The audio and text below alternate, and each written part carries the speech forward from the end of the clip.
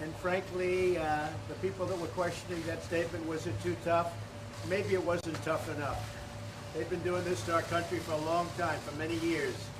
And it's about time that somebody stuck up for the people of this country and for the people of other countries. So, if anything, maybe that statement wasn't tough enough. And we're backed by 100% by our military. We're backed by everybody.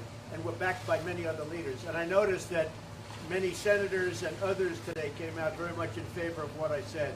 But if anything, that statement may not be tough enough. What would be tougher than fire and clear? Well, you'll see. You'll see. Mr. President, is one of the options being considered a preemptive strike or strike? We don't talk about that. I never do. I'm not like the other administration that would say we're going into Mosul in 4 months. I don't talk about it. We'll see what happens. But I can tell you that what they've been doing and what they've been getting away with is a tragedy, and it can't be allowed. Sure, we'll always consider negotiations, but they've been negotiating now for 25 years. Look at Clinton. He folded on the negotiations. He was weak and ineffective. You look what happened with Bush. You look what happened with Obama. Obama, he didn't even want to talk about it. But I talk. It's about time. Somebody has to do it. Mr. President, you talked about your relationship with Senator McConnell. I just want him to get repeal and replace done.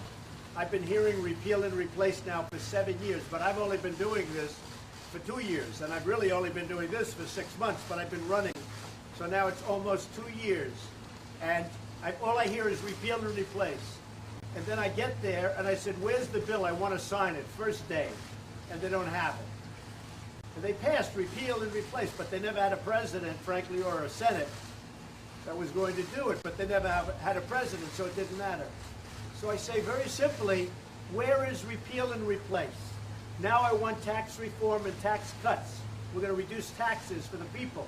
We pay more tax than anybody in the world, and we're going to reduce taxes. So I say tax cuts, tax reform, and I want a very big infrastructure bill where we're working on that very hard already, and we can do that. And we may even get bipartisan on infrastructure, but we want to have it. But I said, Mitch, get to work and let's get it done. They should have had this last one done. They lost by 1 vote. For a thing like that to happen is a disgrace. And frankly, it shouldn't have happened. That I can tell you. It shouldn't Senator have. McConnell consider stepping down as majority leader? There's some conservative analysts, including Sean Hannity, say it's time for him to retire. Well, I'll tell you what, if he doesn't get repeal and replace done, and if he doesn't get taxes done, meaning cuts and reform, and if he doesn't get a very easy one to get done, infrastructure, if he doesn't get them done, then you can ask me that question. So what is that? A yes You or a can no? ask me the question. That means ask me that question. Mr. President, is the Let's hope he opioid gets it. crisis an emergency, and if so, why haven't you declared it so? The opioid crisis is an emergency, and I'm saying officially right now it is an emergency. It's a national emergency. We're going to spend a lot of time, a lot of effort, and a lot of money on the opioid crisis. But you need emergency powers to address it. We're going to draw it up, and we're going to make it a national emergency. It is a serious problem, the likes of which we have never had. You know, when I was growing up, they had the LSD, and they had certain generations of drugs. There's never been anything like what's happened to this country over the last 4 or 5 years. And I have to say this, in all fairness, this is a worldwide problem, not just a United States problem. This is happening worldwide.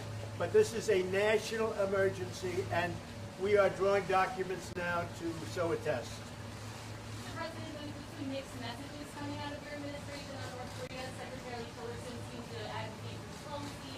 Secretary Mattis seems to advocate for... There are no mixed messages.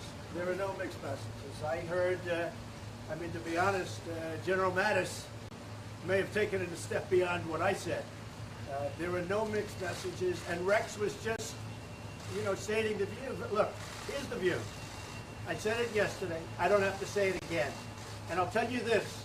It may be tougher than I said it, not less. It may very well be tougher than I said it. Okay? How about one more? Can you offer any assurance to the American people who are understandably anxious about the situation with North Korea? They see images of these missiles coming up in the air, the threats of bombs, they see your statement about fire and fury. Should they be comfortable that you have this under The people of this country should be very comfortable. And I will tell you this, if North Korea does anything in terms of even thinking about attack of anybody that we love or we represent or our allies or us, they can be very, very nervous. I'll tell you what, and they should be very nervous because things will happen to them like they never thought possible, okay? He's been pushing the world around for a long time, and I have great respect for what China and what Russia did, and those 15, we got a 15-0 vote. I have great respect for China and Russia, what they did on sanctions. I believe that will have an effect. I don't think it will have the kind of effect, even though we were the ones that got it. And Nikki Haley did a great job. We all did a great job. But I have great respect for what they did. I have great respect for the 15-0, but probably it will not be as effective as a lot of people think it can be, unfortunately. Can China do more? I think China can do a lot more, yes. China can, and I think China will do a lot more. Look, we have trade with China.